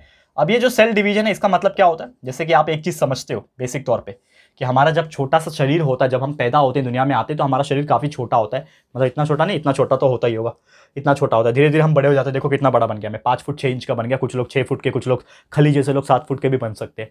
मतलब बॉडी बढ़ रही है, ऑर्गन्स का साइज बढ़ रहा है, तो आपको ऑब्वियसली पता है कि हमारा पूरा बॉडी किससे बना हुआ है, सेल से बना हुआ है। मतलब सेल कहीं ना कहीं बड़ा हो रहा होगा, ठीक है। तो सेल बड़ा नहीं हो रहा है, सेल के जो नंबर्स होते हैं वो बढ़ रहे हैं, यानी कि number of cells are increasing. तो सेल्स क्या होते हैं, एक दूसरे को डिवाइड करते जाते हैं और नंबर बढ़ते जाता है। मतलब सेल्स जो होता है वो 2 रहेंगे तो 2 से 4 हो जाएंगे, 4 से 8 हो जाएंगे, 16 हो जाएंगे, 32 हो जाएंगे, 64 हो जाएंगे, 128 हो जाएंगे, 364 हो जाएंगे, 7 कितना हो जाएगा, 728 जो भी होंगे, ठीक है। अब इसके आगे का नहीं आता, डबल करते जाओ, ठीक है। तो इस प्रकार से कई सारी चीजें होंगी, मतलब सेल्स जो होंगे आपस में इंक्रीज होते जा रहे हैं, डबल होते जा रहे हैं, और सेल जब बढ़ते जाएंगे, नंबर ऑफ सेल्स जब बढ़ते जाएंगे, तो जो टिश्यू होगा जो सेल की वजह से बनता है, नंबर ऑफ सेल्स जब कंबाइन होते हैं तो टिश्यू बनता है। तो जब सेल्स बढ़ते जाएंगे तो टिश्यू का साइज भी बढ़ता जाएगा, टिश्यू का साइज बढ़ता जाएगा तो ऑर्गन का साइज भी बढ़ता जाएगा, ऑर्गन का साइज बढ़ता जाएगा तो बॉडी का, शरीर का जो साइज होगा वो भी बढ़ता जाएगा। और इसीलिए ये सेल डिवीजन क्या होता है इसको हमें समझना पड़ेगा। तो बेसिकली अगर बात करें कि सेल डिवीजन एक बहुत इंपॉर्टेंट प्रोसेस है हमारे हर एक लिविंग ऑर्गेनिज्म का, जितने भी टाइप के लिविंग ऑर्गेनिज्म होते हैं, चाहे वो प्लांट हो, चाहे वो एनिमल हो, चाहे वो एक ह्यूमन बीइंग हो, चाहे वो एक छोटे से छोटा माइक्रो ऑर्गेनिज्म हो, ठीक है ना, सिंगल सेल वाला नहीं होना चाहिए बस, ठीक है। तो जितने भी होंगे सबके अंदर सेल जो है वो डिवाइड करता है, सेल डिवीजन होता है। मल्टी सेलुलर ऑर्गेनिज्म क्या होता है, मतलब वही बोल रहा था कि जिसके अंदर सिंगल सेल होता है, जिसको हम लोग यूनिसेल्युलर ऑर्गेनिज्म बोलते हैं, उसके अंदर सेल डिवीजन नहीं होता है। लेकिन जितने भी मल्टी सेलुलर ऑर्गेनिज्म होते हैं उसके अंदर ये सेल डिवीजन होता है, और किस प्रकार से होता है ये हम देखेंगे। तो जनरली जो सेल डिवीजन होता है वो 2 टाइप से होता है, 2 टाइप्स का सेल डिवीजन होता है, ठीक है। पहला जो टाइप है जिसको हम लोग बोलते हैं माइटोटिक सेल डिवीजन, ठीक है। जो सेल डिवीजन होता है दोस्तों ये हमारा 2 टाइप का होता है, एक होता है माइटोटिक, या फिर इसको हम लोग सिंपली प्रोसेस को हम लोग बोलते हैं माइटोसिस, ठीक है, माइटोसिस, ठीक है, माइटोसिस बोलते हैं। और सेकंड वाले जो प्रोसेस होता है इसको हम लोग बोलते हैं मियोसिस। 2 टाइप के सेल डिवीजन है, एक होता है माइटोसिस सेल डिवीजन, दूसरा है मियोसिस सेल डिवीजन। तो माइटोसिस जो सेल डिवीजन हो रहा है ये होता है सोमैटिक, या फिर जिसको हम लोग स्टेम सेल्स बोलते हैं, जो हमारे नॉर्मल सेल्स होते हैं ना हमारे शरीर में, जिससे हमारा बॉडी बना हुआ है, हमारे शरीर में भी 2 टाइप के सेल होते हैं, एक होता है नॉर्मल सोमैटिक सेल या फिर स्टेम सेल्स, और दूसरा जो सेल होता है जिसको हम लोग जर्म सेल बोलते हैं, या फिर सेक्स सेल्स भी बोला जाता है इसको प्यार से। होता क्या है समझ लो। माइटोसिस सेल डिवीजन उसमें होगा जो आपके नॉर्मल सेल्स बने हैं, मतलब नॉर्मल बॉडी जिससे बना हुआ है, सोमैटिक सेल या फिर स्टेम सेल जिसको बोलते हैं, उसको वो डिवाइड करता है, उसका डिवीजन करता है, वो प्रोसेस को हम लोग माइटोसिस बोलते हैं।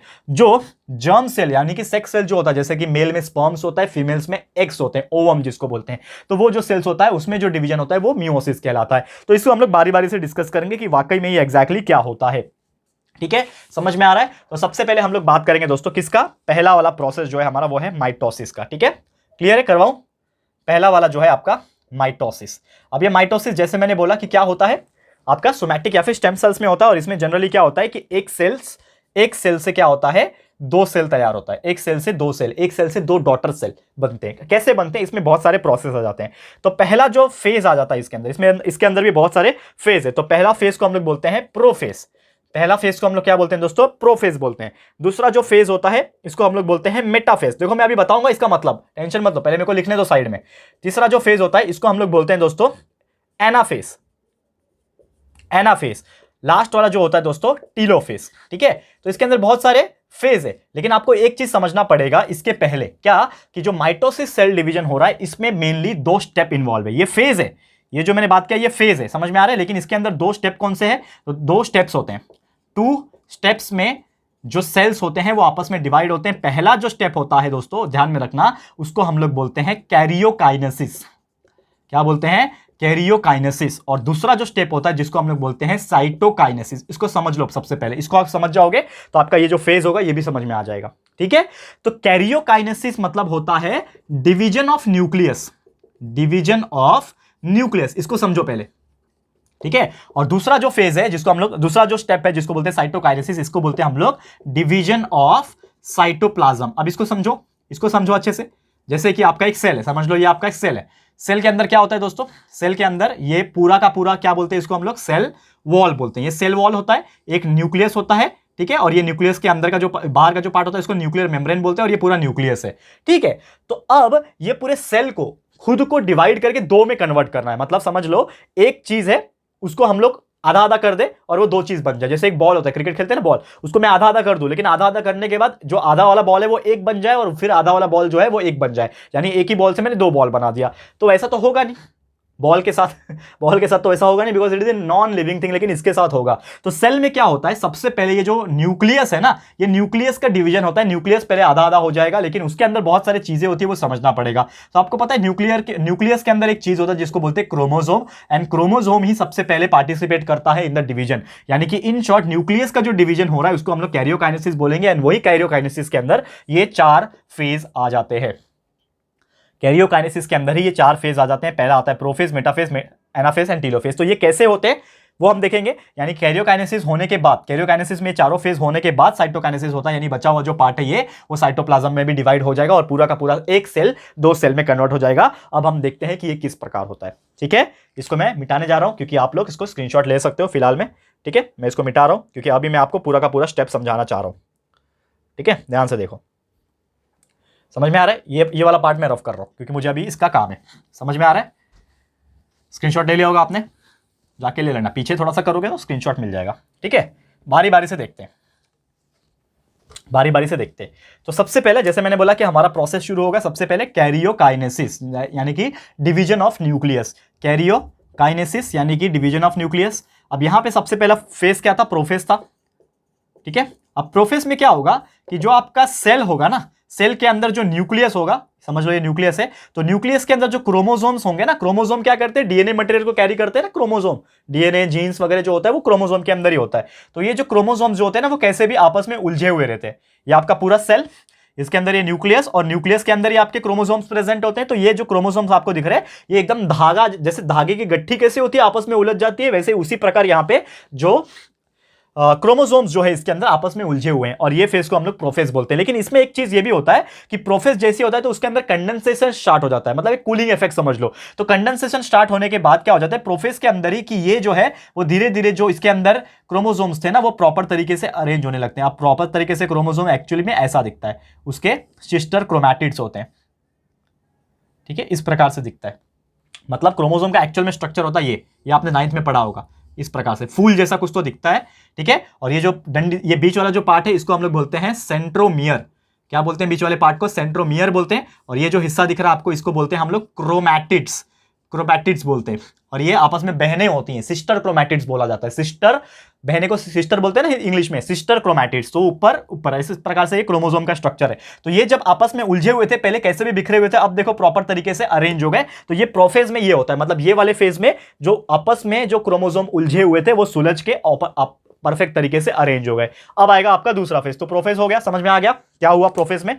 ठीक है, अब प्रोफेज के बाद आएगा मेटाफेज। तो मेटाफेज में क्या होगा, जैसे मैंने आपको एक चीज बोला कि ये जो न्यूक्लियस है, न्यूक्लियस के जो बाहर वाला पार्ट है इसको हम लोग क्या बोलते हैं? Nuclear membrane. क्या बोलते हैं? Nuclear membrane. अब देखो ध्यान से, इसको मैं मिटा रहा हूं, स्क्रीनशॉट लेते जाओ। ठीक है ना, स्क्रीनशॉट लेते जाओ, इसको मैं मिटा रहा हूं। अब आएगा मेटाफेज। तो मेटाफेज में क्या होगा देखो ध्यान से, मेटाफेज में क्या होगा थोड़ा सा ध्यान से देखो। ठीक है, तो मेटाफेज में क्या होगा, कहां गया, लिखा नहीं ना मैंने, सेकंड फेज मेटाफेज। मेटाफेज में क्या होगा, ये आपका सेल था। ठीक है, अब ये सेल के अंदर बेसिकली क्या होगा, एक न्यूक्लियस था। लेकिन जैसे मैंने बोला न्यूक्लियस के अंदर, ठीक है, जैसे मैंने बोला कि न्यूक्लियस के अंदर क्या है, क्रोमोसोम प्रेजेंट है, तो प्रोफेज में देखा किस तरीके से अरेंज हो गए, लेकिन मेटाफेज नाम से पता चल जाएगा। मेटा का मतलब होता है बीच में, यानी मीडियन, यानी कि जो बीच वाला लाइन होता है, इसमें जितने भी क्रोमोसोम्स होंगे वो प्रॉपर तरीके से अरेंज हो जाएंगे। तो ये जितने भी क्रोमोसोम्स है ये आपस में अरेंज हो जाएंगे इस तरीके से अरेंज हो जाएंगे। और यहां पे होगा क्या कि अरेंज होने के बाद ये जो न्यूक्लियस होता है, ठीक है ना, ये जो न्यूक्लियस होता है इसके अंदर क्या हो जाएंगे, जो स्पिंडल फाइबर्स थे वो प्रोड्यूस हो जाएंगे। और ये एक पार्ट होता है जिसको बोलते हैं सेंट्रियोल। क्या होता है ये जो पार्ट होता है सेंट्रियोल जिसको बोलते हैं, वो इसके अंदर आ जाएगा और इसके अंदर से ऐसा स्पिंडल फाइबर से इस चीज को कनेक्ट कर देगा। यानी क्रोमोसोम्स जो है सेंट्रियोल के थ्रू कनेक्ट हो जाएंगे स्पिंडल फाइबर के साथ। स्पिंडल फाइबर के साथ ये क्रोमोसोम कनेक्ट हो गए। क्यों कनेक्ट हो गए, क्या हुआ, पहले कैसे भी बिखरे हुए थे प्रोफेज में, प्रॉपर तरीके से अरेंज हुआ। फिर सेकंड फेज में आया मेटाफेज में क्या हो गया कि ये जितने भी क्रोमोसोम्स थे वो एक लाइन में बीचों बीच आ गए। देखो एक लाइन में बीचों बीच आ गए, पहले कैसे भी थे, एक उधर था एक उधर था एक इधर था, लेकिन अब बीचों बीच आ गए और उससे एक धागे जैसा स्ट्रक्चर जिसको स्पिंडल फाइबर्स बोलते हैं, क्या बोलते हैं इसको, धागे जैसे स्ट्रक्चर्स को स्पिंडल फाइबर्स बोला जाता है। तो स्पिंडल फाइबर्स कनेक्ट हो गए इसको और सेंट्रियोल के थ्रू कनेक्ट हो गए। अब ये क्या करेंगे, स्पिंडल फाइबर तीसरे फेज में, जो आपका थर्ड फेज आएगा, यहां पे मैं ड्रॉ करके दिखाता हूं, थर्ड फेज आएगा एनाफेज। थर्ड फेज में एनाफेज, तो एनाफेज में क्या होगा कि यही जो चीज था इसमें क्या होगा कि ये जो न्यूक्लियस मेम्ब्रेन था ये पूरा गायब हो जाएगा। ये धीरे धीरे ये जो न्यूक्लियस मेम्ब्रेन था, न्यूक्लियर मेम्ब्रेन था, ये गायब हो जाएगा। अब ये पूरा का पूरा इसी में आपको दिखेगा इस प्रकार से, ठीक है ना, इस प्रकार से ये आपका सेंट्रियोल थे, ठीक है। अब ये जो धागे जैसा स्ट्रक्चर जो आपको दिख रहा था, ये क्या करेंगे, इस आपके क्रोमोसोम्स को एक के ऊपर एक खींचेंगे। मतलब ये ऊपर से उधर खींचेगा, ये नीचे से इधर खींचेगा, जिसकी वजह से यहां पे क्या हो जाएगा, ब्रेकडाउन हो जाएगा। तो ऊपर का पार्ट जो होगा अलग हो जाएगा, नीचे का पार्ट अलग हो जाएगा, ऊपर का पार्ट अलग हो जाएगा, नीचे का पार्ट अलग हो जाएगा, ऊपर का पार्ट अलग हो गया, नीचे का पार्ट अलग हो गया। पहले ये आपस में जुड़े हुए थे ना, इस प्रकार से जुड़े हुए थे, बीच में सेंट्रोमियर था, ये आपके जुड़े हुए थे इस प्रकार से। लेकिन अब क्या कर दिया, कुछ तो ऐसा धागा जैसा चीज था जो इसको ऊपर की तरफ खींच रहा है और कुछ धागा जैसा चीज था उसको ये नीचे की तरफ खींच रहा है। तो इसके वजह से क्या होगा कि ये जो बीच था, बीच में से वो ब्रेक डाउन हो जाके अलग अलग हो जाएंगे। यहाँ पे बीच में से ये ब्रेक डाउन हो गया और ये दोनों क्या हो गए, अलग अलग हो गए। और ये यहाँ पे ऊपर वाला इसको खींच रहा है और नीचे वाला यहाँ से इसको खींच रहा है। और ये प्रोसेस को हम लोग कहते हैं एनाफेज, जिसमें अलग अलग हो गए। अब अलग अलग होने के बाद एक भी तो होंगे, तो अब अलग अलग जो हो गए यहां पे फिर आएगा आपका चौथा फेज, जिसको हम लोग बोलेंगे टीलोफेज। तो कहां ड्रॉ करूं, इसको मैं मिटा देता हूं। सबसे पहले आप स्क्रीनशॉट लेते जाओ अगर आपको लेना है। वैसे बाकी जो जानकारी आपके हमारे जो रेगुलर लेक्चर वीडियो है उसमें भी बहुत अच्छी तरीके से डायग्राम बना के मैंने आपको एक्सप्लेन किया हुआ है, तो वहां से भी आप जाके डायग्राम के लिए देख सकते हो, ठीक है। आप चौथा फेज बताऊंगा, टीलोफेज, देख लो ध्यान से। मिटा रहा हूं मैं इसको, स्क्रीनशॉट ले लो, आप लेते जाओ स्क्रीनशॉट। और ये स्क्रीनशॉट लेने का मतलब ये, मैं हमेशा बोलता हूँ स्क्रीनशॉट ले लो, लेकिन आपको लिखना भी अपने नोटबुक में, नोट्स बनाना है, वो ध्यान में रखना। सिर्फ स्क्रीनशॉट लेके गैलरी में पड़ा रहेगा फोटोज, वो सब मत करना, ठीक है। मिटाऊं, समझ में आ रहा है, देखो अब ध्यान से, ठीक है। ये थर्ड एनाफेज समझ में आ गया। अब चौथा आपका है टीलोफेज। तो टीलोफेज में क्या हो गया कि जब ये एनाफेज में क्या हो गया था, ये तीनों अलग अलग हो गए, तो ये आपका फिर लेके जाएगा ऊपर, और ऊपर लेके जाने के बाद क्या करेगा, ये पूरा एक दूसरे को सेपरेट करने की कोशिश करेगा। सेपरेट किस प्रकार से करने की कोशिश करेगा, ये यहां से अब क्या करेगा, देखो ये एनाफेज था, अब ये यहां से क्या करेगा, यहां से इसको ब्रेक करने की कोशिश करेगा। ये पूरा का पूरा जो आपका न्यूक्लियस था, ये पूरा का पूरा एक दूसरे को यहां से ब्रेक करने की कोशिश करेगा। देखो यहां से, इसी में डायग्राम में बता रहा हूं, ये पूरा यहां से ब्रेक करने की कोशिश करेगा और एक टाइम आएगा ये यहां से अलग हो जाएगा और ये यहां से अलग हो जाएगा और ये 1 से 2 बन जाएंगे, ठीक है। यहां पे बनाने की जरूरत नहीं, यही डायग्राम में देख लेना, समझ में आ जाएगा। क्या कर दिया इसने कि यहां से आपको ब्रेक करने की कोशिश किया, क्योंकि इसने आधा अपनी तरफ खींच लिया, इसने आधा अपनी तरफ खींच लिया। तो ये आधा अपनी तरफ जब खींच लेगा तो यहां से वो क्या करेगा, अपने आप को क्लोज करने की कोशिश करेगा, और इसने जब आधा अपनी तरफ खींच लिया तो ये दोनों क्या होंगे, सेपरेट होने की कोशिश करेंगे। मतलब टीलोफेज में ये दोनों आपस में एक दूसरे से क्या हो जाएंगे, सेपरेट हो जाएंगे। लेकिन ये क्या है, पूरा सेल नहीं है, ये सेल के अंदर का न्यूक्लियस का पार्ट है, ठीक है। लेकिन जब टीलोफेज आ रहा था तो वो टाइम पे न्यूक्लियर मेम्ब्रेन जो था वापस से सबका आ जाएगा, और लास्ट का जो फेज जो था टीलोफेज में, इसमें 2 सेपरेट न्यूक्लियस बन जाएंगे। मतलब आपके एक ही सेल के अंदर अब क्या बन गए, 2 न्यूक्लियस बन गए, एक ये वाला और एक ये वाला, ठीक है। अब एक ही सेल के अंदर 2 न्यूक्लियस बन गए। अब ये 2 न्यूक्लियस हो गए एक ही सेल के अंदर, तो अब आपको लास्ट में एक प्रोसेस करना पड़ेगा जिसको हम लोग बोलते हैं साइटोकाइनेसिस, जो हमारा सेकंड नंबर का प्रोसेस है। ये पहला कैरियोकाइनेसिस किया, जिसमें आपने न्यूक्लियस को डिवाइड कर दिया। कैरियोकाइनेसिस का मतलब क्या था, the division of the nucleus. तो आपने डिवीजन को, न्यूक्लियस को डिवीजन कर दिया, जिसके वजह से आपको 2 न्यूक्लियस मिल गए। तो आपका डिवीजन ऑफ न्यूक्लियस कंप्लीट हो गया, यानी कैरियोकाइनेसिस प्रोसेस हो गया। लेकिन आपको अगर सेल को भी अलग अलग करना है तो आपको साइटोकाइनेसिस भी करना पड़ेगा, तो साइटोकाइनेसिस करने के लिए क्या करना पड़ेगा आपको कि यहां से आपका क्या हो जाएगा, जो सेल था, सेल वॉल था, यहाँ से सेपरेट होना शुरू करेगा, ये भी यहाँ से सेपरेट होना शुरू करेगा और ये पूरा का पूरा 2 अलग अलग सेल हो जाएंगे जिसके अंदर एक एक न्यूक्लियस आ जाएगा और इस प्रकार से आपका साइटोप्लाज्म डिवाइड हो जाएगा और आपके एक ही सेल से 2 सेल तैयार हो जाएंगे। और यही था आपका ओवरऑल प्रोसेस जिसको हम लोग बोलते हैं माइटोसिस सेल डिवीजन। याद रहेगा दोस्तों, क्लियर है? उम्मीद करता हूं बहुत अच्छी तरीके से रिवाइज मैंने करवा दिया है, आपको समझ में आ गया होगा। ज़्यादा और बेसिक तरीके से डिटेल में जानकारी जानना चाहते हो तो प्लीज़ हमारे रेगुलर लेक्चर्स भी जाके तुरंत देख लो, आपको और भी बेहतरीन तरीके से समझ में आएगा। इस चैप्टर के पूरे रेगुलर लेक्चर्स हमने कंप्लीट ऑलरेडी किए हुए हैं दोस्तों, ठीक है। अब इसको मैं मिटा रहा हूं क्योंकि अभी हमारा जो अगला है मियोसिस वाला, ये हम लोग बताएंगे आपको। ये माइटोसिस कंप्लीट हो गया, माइटोसिस हो गया, मियोसिस बता देता हूं शॉर्टकट तरीके से, ऑलमोस्ट सेम ही है लेकिन मियोसिस बता देता हूं, ये आपको बहुत अच्छी तरीके से समझ में आ जाएगा, ठीक है। ध्यान से देख लेना दोस्तों।